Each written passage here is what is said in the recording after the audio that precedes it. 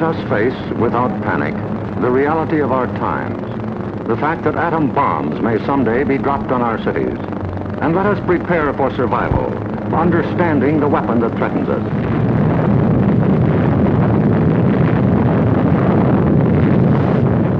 An atom bomb destroys or injures in three ways: by blast, heat, and radioactivity. The blast of an atom bomb is its most important destructive agent. In Japan, whole buildings were flattened by its force. However, many buildings of sturdy construction, even though close to the explosion, remain standing. The principal dangers of blast are flying glass and debris, the fires it may start, and the danger of being crushed in collapsing buildings. The atom bomb destroys by heat. People caught in the open as far as 2 miles away suffered flash burns.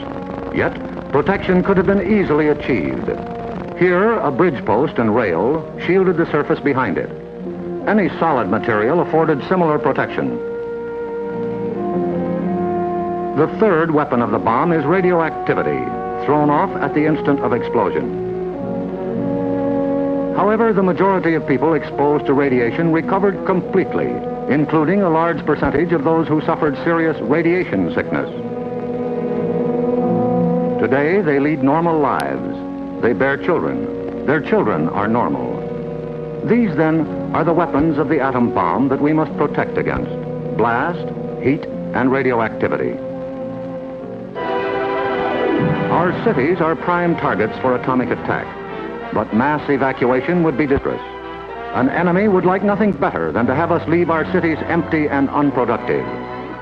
If an emergency should come, our factories will be battle stations.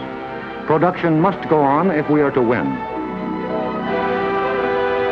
Our offices and homes will also be posts of duty, not to be deserted.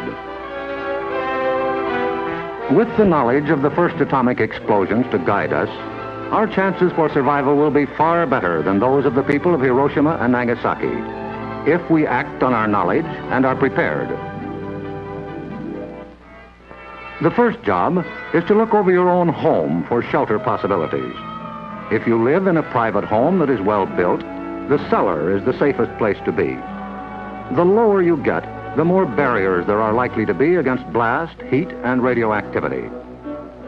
Select the basement wall nearest the probable target area of your city. If the house is blown over, it will most likely fall away from this wall. If you have a workbench or strong table big enough to get under, move it into your shelter area near a wall or strong supporting column. If the time comes when you actually have to take shelter, lie under the table.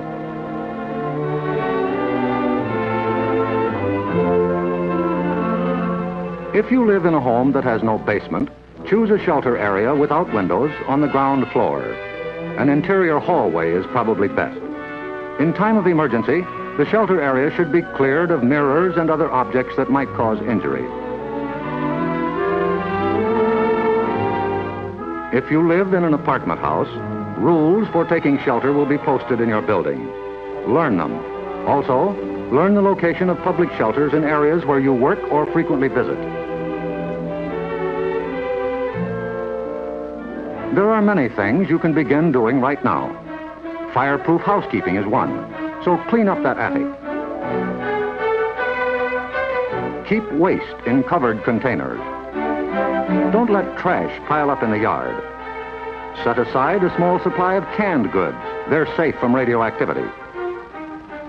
Have a good flashlight on hand. Electric lights may go out. Keep a first aid kit and learn how to stop bleeding. Make a habit of keeping a bottle of fresh water handy. A radio will be important for receiving vital instructions. Finally, prepare the shelter area and collect all necessary shelter equipment.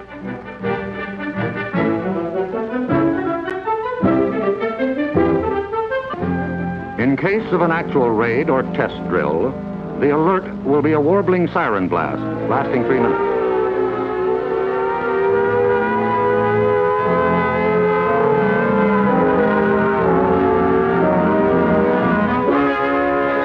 Once you hear this, act fast.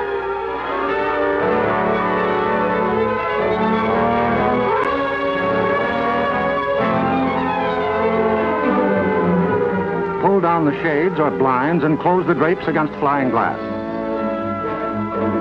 Turn off the burners of your gas or electric stove. Disconnect any heating elements, such as electric irons, hot plates, or bathroom heaters.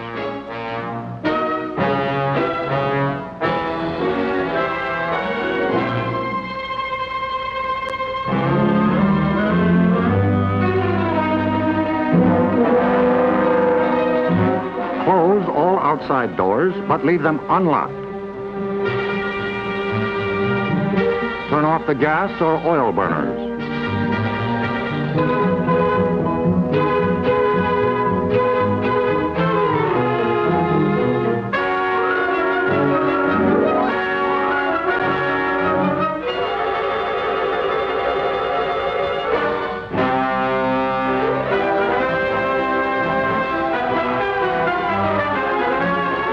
Taking shelter may be a race against time, even when you have some advance warning.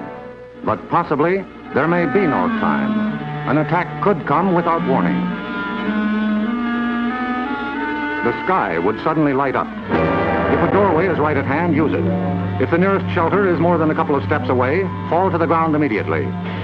Flying glass and debris are immediate dangers, so stay where you are until you're sure it's safe to move.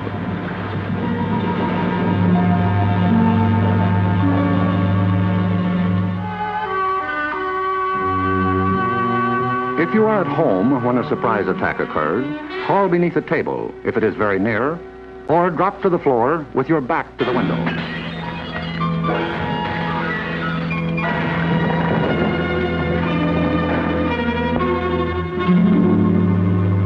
The immediate danger is over in about a minute, unless the explosion occurred near the ground or water.